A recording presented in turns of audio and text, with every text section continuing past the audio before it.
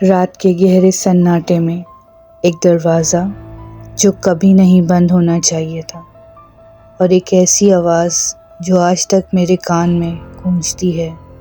کیا یہ صرف ایک تصور تھا یا کچھ اور تھا جو میرے آس پاس تھا؟ مجھے اس ہاسٹل میں آئے ہوئے ابھی 1 ہی مہینہ ہوا تھا۔ پڑھائی میں ڈسٹربنس نہ ہو اس لیے میں نے شیئرنگ روم نہیں لیا تھا۔ رات کا گہرا سناٹا تھا اور مجھے نیند نہیں آ رہی تھی۔ میں اپنے کمرے میں بیٹھا ہوا باہر کی طرف دیکھ رہا تھا۔ کمرے میں بس ایک ہلکی سی لائٹ جل رہی تھی۔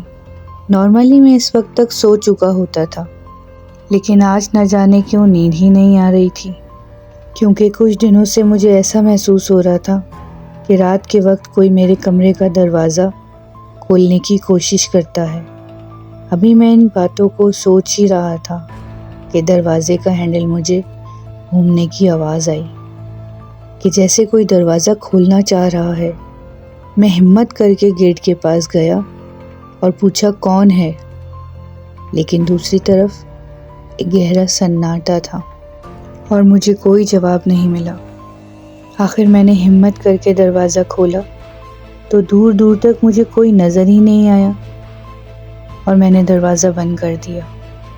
ابھی میں دروازہ بند کر کے بیٹھا ہی تھا کہ مجھے آواز آئی کہ یہ دروازہ کبھی بند مت کرنا، اور اس کے ساتھ ہی ایک تیز ہوا کے جھونکے کے ساتھ وہ دروازہ کھل گیا، اور میں نے جو دیکھا اسے دیکھ کر میری روح کانپ گئی، کیونکہ میرے سامنے میں ہی کھڑا تھا، اور اتنا خوفناک لگ رہا تھا کہ مجھے اپنا خون جمتا ہوا محسوس ہوا، اور وہ شخص زور زور سے ہنستے ہوئے ہوا میں کہیں غائب ہو گیا۔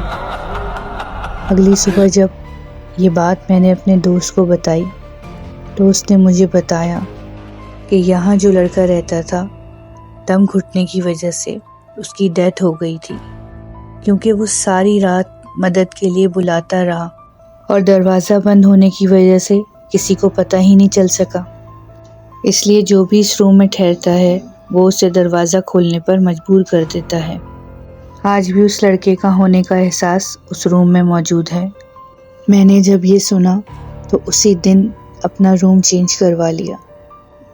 آج بھی میں جب اس رات کے بارے میں سوچتا ہوں تو میرے رونگٹے کھڑے ہو جاتے ہیں، کیونکہ وہ خوفناک چہرہ میں کبھی بھی نہیں بھول سکتا۔